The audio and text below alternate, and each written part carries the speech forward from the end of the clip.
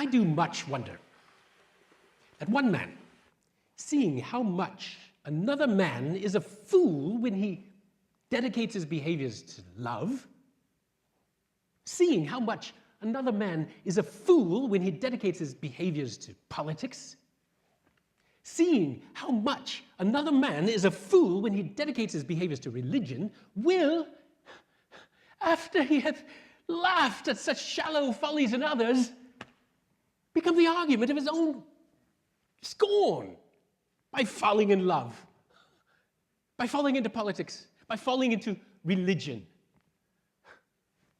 And such a man is Claudio. Such a man is Claudio.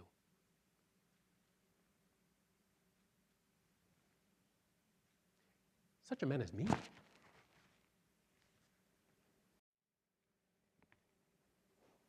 Hello, everyone. My name is Olin Morrow II, and I am such a man as Shakespeare's Claudio in Much Ado About Nothing. And today I'm here to suggest that we are all, in some ways, such a man as Claudio. I'm a man who has changed his feelings, his values, his beliefs towards love, politics, and religion. For 3 decades, I was a confirmed bachelor, focusing exclusively on my own life goals, skeptical of the distractions and follies of love. Yet here I stand today, a man deeply in love with my wife of over 20 years. Here I stand today, a man whose early values and beliefs have been significantly transformed amidst a lifetime of new experiences, living on 4 different continents and traveling all over the world. For more than 10 years now, I've been teaching a course called Theory of Knowledge. And to begin each course, I ask my students to draw a map of the world from memory. This opens the door to discussions about how every one of their maps is right and wrong at the exact same time. Of course it's right because I ask them to draw from their memory, and so as long as they're drawing what they remember, they are right. It is an accurate map. On the other hand, it is impossibly wrong. There is no way you could draw an accurate map of the world because the world is infinitely complex all the way down to the moving waters of tides. You would never get it right. So these maps are always both right and both wrong, and it's a perfect metaphor for having a conversation about the nature of knowledge and all certainty. Every map, just like everything we know, is an abstraction. It's a way to help us manage an infinitely complex reality. So depending on the context and the use and the value that's being applied to it, every map and every bit of knowledge we have is at the very same time both right and wrong. Most students draw their map as some version of the Mercator projection, which this is an AI-generated version of it. And that gives us the opportunity to have a conversation about how accurate this Mercator projection is if we're going to use it to do what it was designed to do, which is to navigate east to west in the 1500s on a ship across the ocean to the New World. Accurate for that. But it also gives us an opportunity to discuss how inaccurate this map is at the exact same time.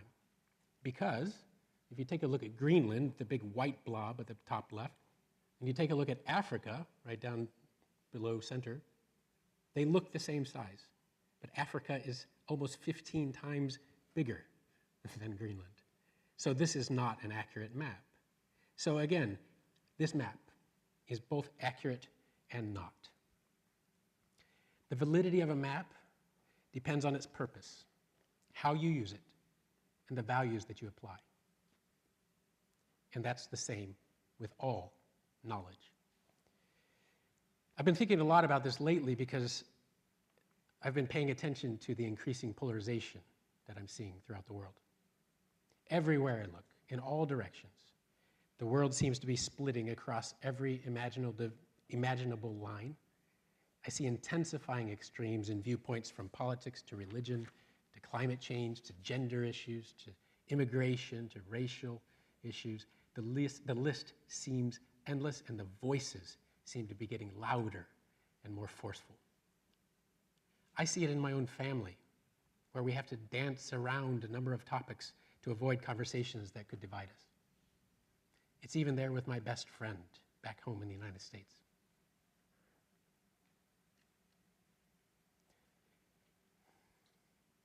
Didn't expect this.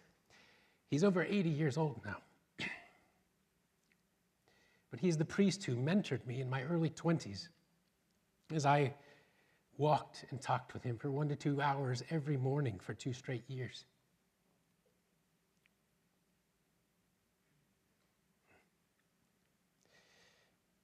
He's the one who helped me navigate out of the stifling strictness and the condemnation that characterized my own fundamentalist Christian worldview into a profound understanding and awareness of grace.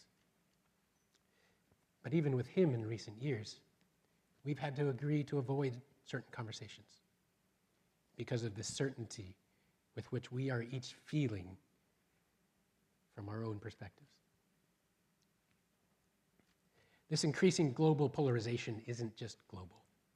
It's personal. It infects our conversations. It infects our homes. It infects our relationships. So I've been thinking a lot about this lately, and in a recent conversation with my friend Ken, I had an idea that I thought might actually be an idea worth spreading.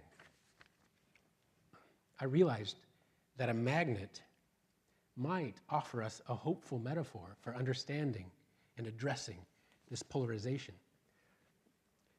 Remember playing with magnets as a kid. You hold them together and you feel this strange invisible force that's keeping the two magnets apart. And that's similar to the feeling that I get with some conversations on these kinds of issues. It's just like I have my viewpoint and it's positive and energized, and he's got his viewpoint and it just doesn't work. But remember, when you have those magnets that are facing each other, if all you do is just start turning the magnet just a little bit, all of a sudden that repellence starts to go away. And if you turn it a little more, you start feeling not repellence, but attraction. And if you turn a little more, all of a sudden it just flips and it comes into alignment. And I thought that is a tremendous metaphor for hope in these polarized times. This notion that if we can just find a way to seek out and to honor each other's perspectives, then we might have a hope of moving from the polarized repellence that we're experiencing to attraction and alignment of purpose. But it didn't take too much thinking to realize that some people in my audience would not see this as a good or a hopeful metaphor at all. In my early days of religious fervor, I myself would most certainly not have found it a good or hopeful goal to risk any realignment of my values towards others who didn't have the same goal of seeking and living out God's truth as I understood it. It just wouldn't work. And I have to imagine that there's many of you here who have that same response regarding the values that you hold. But what if hopeful change isn't always about flipping poles and leaving behind our own perspectives and values? What if part of it is simply about understanding and learning how to manage the forces behind this increasing polarization and division? Enter the electromagnet. Unlike a standard magnet, which has a built-in permanent bias or polarity, the electromagnet doesn't even start as a magnet at all. It's just a piece of iron. The magnetic properties only come when you wrap a coil of wire around it and send an electric current through it. And its strength of attraction and repulsion comes from the intensity of that electric current. I think the idea of a current of energy intensifying our biases is a particularly strong metaphor for this polarization that we're seeing. We can compare this current of energy to our emotions that are amplified by things like the news, social media, and the general angry rhetoric that we're hearing from those around us. If we could find a way to dial down that current of energy somehow, I think we might see the intensity of our polarization diminishing. as well. And we might have a chance then to draw closer instead of repelling each other. The dial, I think, is empathy. We need empathy to help us control these electrical currents that are energizing our polarization. Empathy, derived from the Greek word pathos, meaning feeling. Empathy, which means in feeling, is when you truly see, truly understand with that person from their own perspective how and why they are experiencing and valuing life the way they are.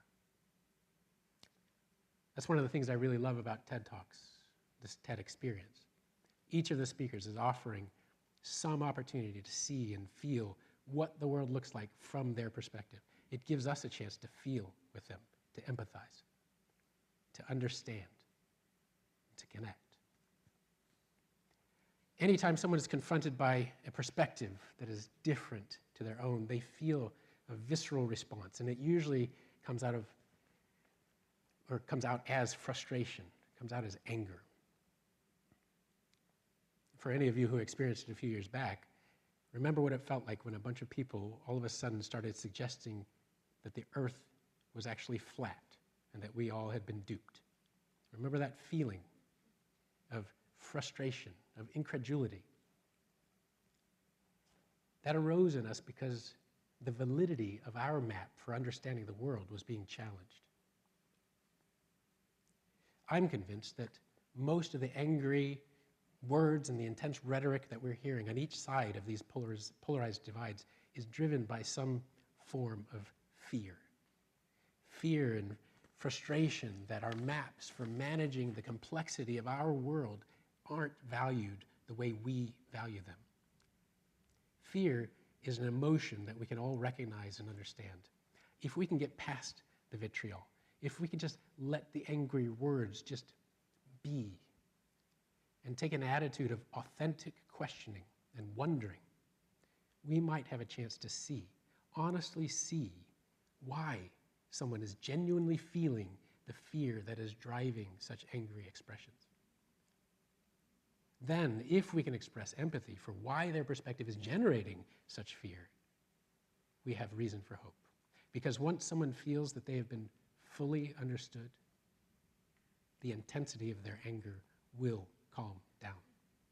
And that gives us a chance for authentic dialogue and possibly even agreement and resolution. So how do we get there? How do we get to the point where we can use empathy and where we're willing to use empathy as a dial to modulate the electrical currents energizing this polarization, and so that we can authentically connect? I think it has to begin where I began this talk.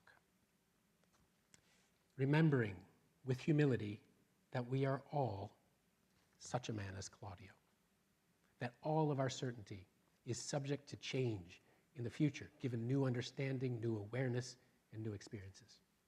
Remembering with humility that any knowledge, any certainty we may feel is, in that very moment, always both right and wrong. Right from our current perspective and values, absolutely, and wrong from a perspective and value that someone else may be holding.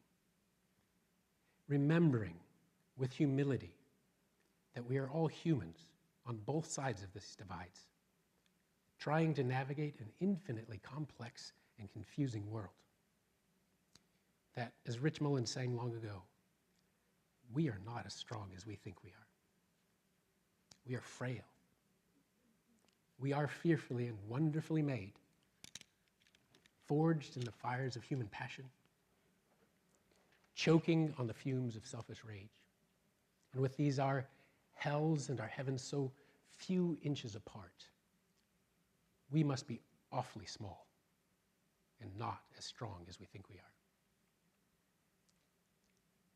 If you think, along with me, that this is an idea worth spreading, please spread it with humility. Thank you.